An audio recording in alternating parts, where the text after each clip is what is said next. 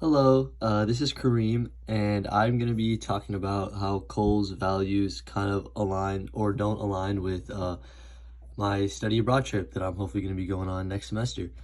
So, for the first one, I kind of wanted to talk about this one, change seen as natural and positive. And I think obviously we know in America, things changing are kind of like Cole was saying, it's a really good thing and it's encouraged, and we're always like hearing, oh yeah, you should always be trying to become better, which obviously I think every culture like feels that way, but Americans kind of push it down your throat a little bit heavier in the sense of it's like oh, you need to change is always good, you should always be making improvements, or you should always be changing things up and making things different, when I don't necessarily know if I actually even believe that that's true. I think maybe in America it might work, but if you look at a place like Spain, Barcelona particularly, where I'm going to be going to, and I've talked to some people that also went and some family members and things like that, and they tell me that Spain is like one of the oldest. I kind of have some pictures pulled up here, but like the vibes of it and the architecture that you kind of get is one of the oldest, like old-timey kind of feel places that you could possibly go to.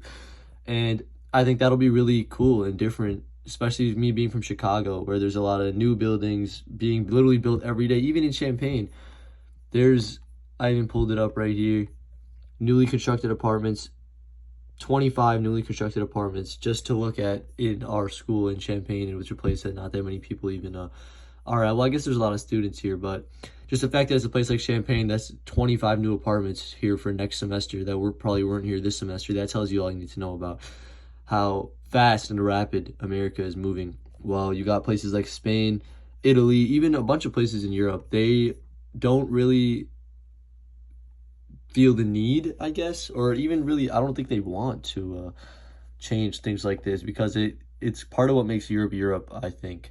And I really believe that that's gonna be one of the more fun parts for me, is that just finding like all of that, how it's all like new, and how some of it's gonna be new, how a lot of it's gonna be old, and a lot of those types of things.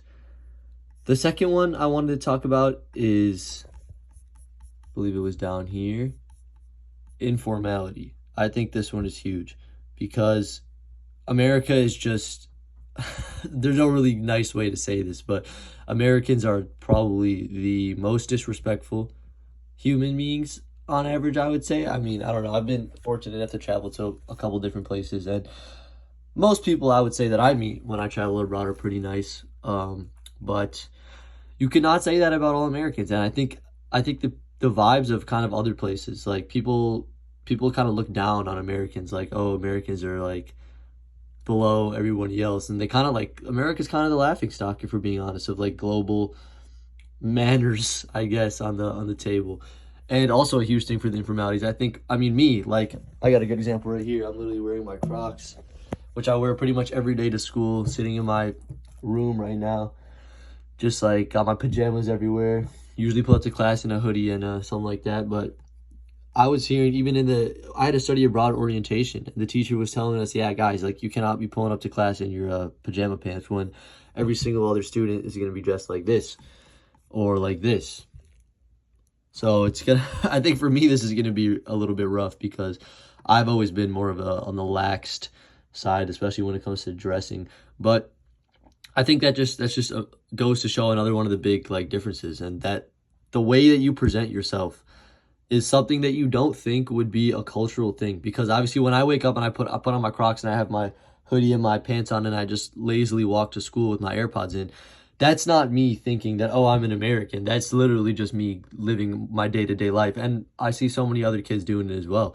So it's not like a conscious thing, I guess, so to say. Like, it's not actually something that you're thinking about. It's literally just you living your own life.